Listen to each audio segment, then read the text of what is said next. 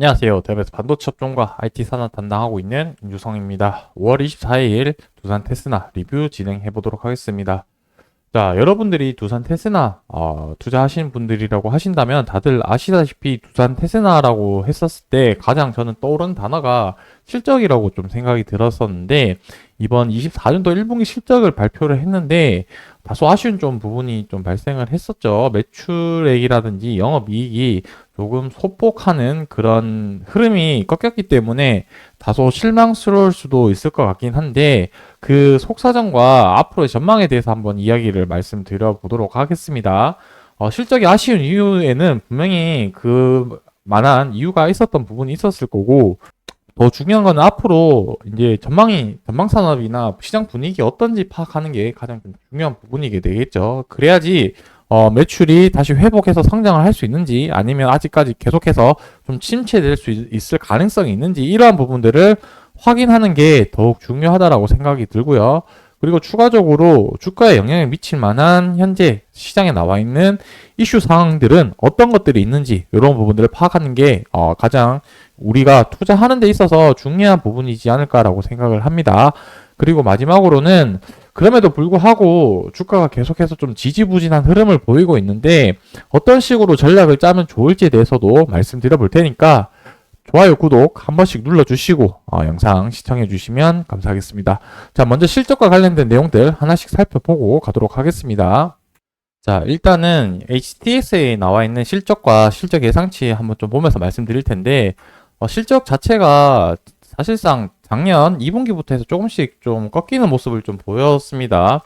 2분기 넘어가면서 3분기 때 영업이익이 줄어들었고 4분기 갔을 때도 매출액이랑 영업이익이 이렇게 줄어드는 모습을 보였는데 여기 예상치에는 매출액이랑 영업이익이 다소 좀 회복하는 그림으로 나오게 되었었는데 지금 일단 결론적으로 말씀드리자면 실적이 좀 두 군데로 나누어서 좀 봐야 될 것 같습니다. 어떻게 봐야 되냐면 연결 재무제표로도 한번 봐야 될 것 같고 그 다음에 별도로 이렇게 두 개 나누어서 좀 생각을 해야 될 것 같긴 한데 뭐 사실상 크게 차이 나진 않습니다. 근데 이렇게 좀 구분하는 이유는 무언가 이유가 있기 때문에 말씀드리려고 하는 부분인 거고 매출액과 영업이익을 이제 연결 쪽이랑 별도 쪽이랑 같이 이렇게 하나 살펴보자면은 뭐 간단하게 얘기하면 연결 재무제표 같은 경우는 두산 테스나뿐만 아니라 종속회사나 자회사까지 실적을 모두 포함한 실적을 연결에 나타낸다라고 보시면 될 것 같고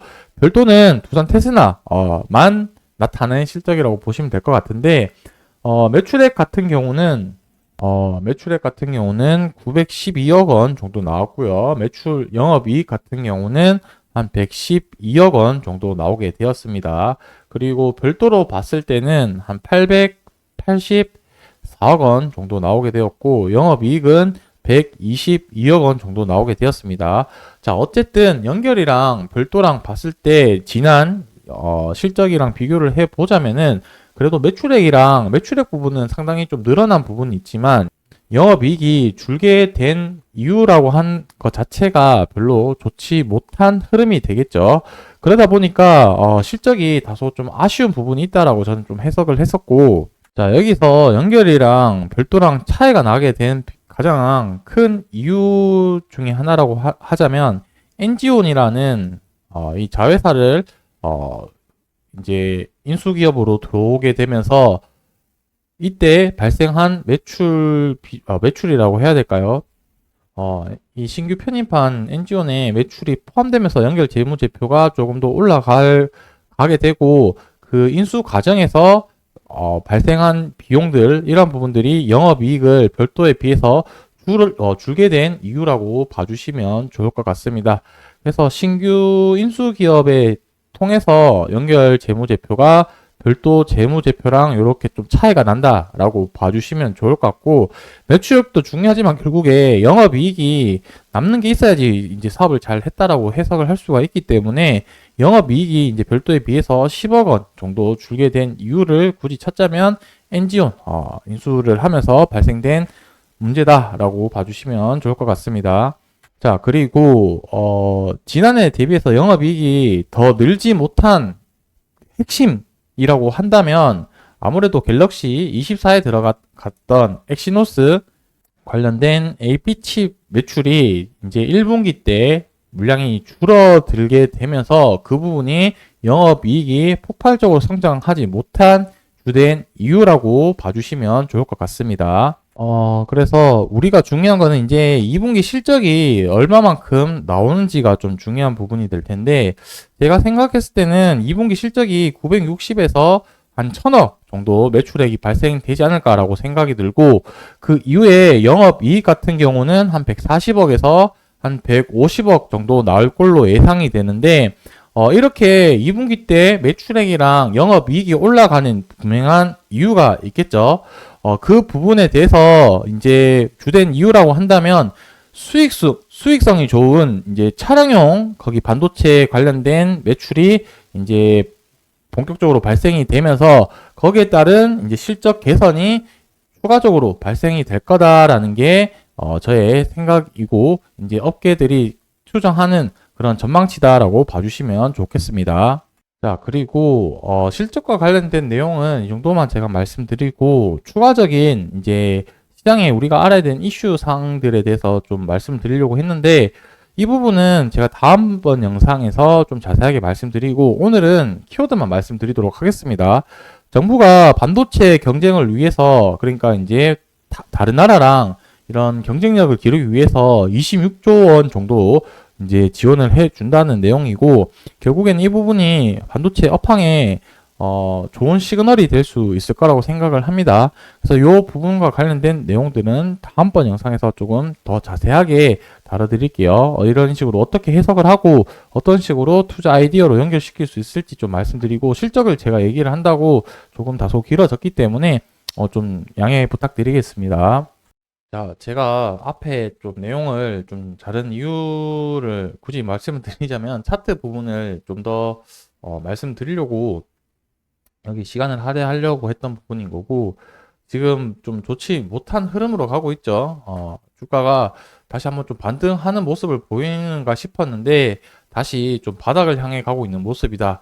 지금 큰 그림으로 봤을 때는 이 앞쪽에서 쌍봉을 만들고 이제 떨어지는 전형적인 하락 추세 패턴을 좀 보여주고 있는 것 같습니다. 그리고 또 안 좋은 점이라고 한다면 앞전에 만들었던 지지 라인들의 가격 라인을 이탈을 했기 때문에 우리는 이제 어디까지 또 염두를 해야 되냐면 이 전저점 가격 부분까지는 추가적인 하락이 발생할 수 있다는 점을 염두를 해두고 전략을 짜야 되지 않을까라고 생각을 하고 있습니다. 그래서 제가 생각하기에는 이 앞전에 지지 라인들의 돌파할 확률이 저는 한 2에서 30% 정도, 그리고 이 바닥권으로 갈 확률이 한 70에서 한 80% 정도, 좀 더 높은 확률로 아래쪽으로 갈 확률이 높지 않겠냐라고 생각을 하고 있습니다. 그리고 주봉으로 봤을 때는 1차적인 이제 목표는 이 초록색 붉은색 선인 주봉 11선을 다시 터치를 하고 돌파 가려는 그림을 만들어 주는 게 1차적인 목표라고 좀 보시면 좋을 것 같고요. 그리고 월봉 기준으로 봤을 때는 여기 노란색 선이 보이시죠? 월봉 21선을 또 이제 지지 라인으로 구축할 수 있으니 이 부분도 여러분들이 차트를 보시면서 참조해 주셔도 좋을 것 같습니다.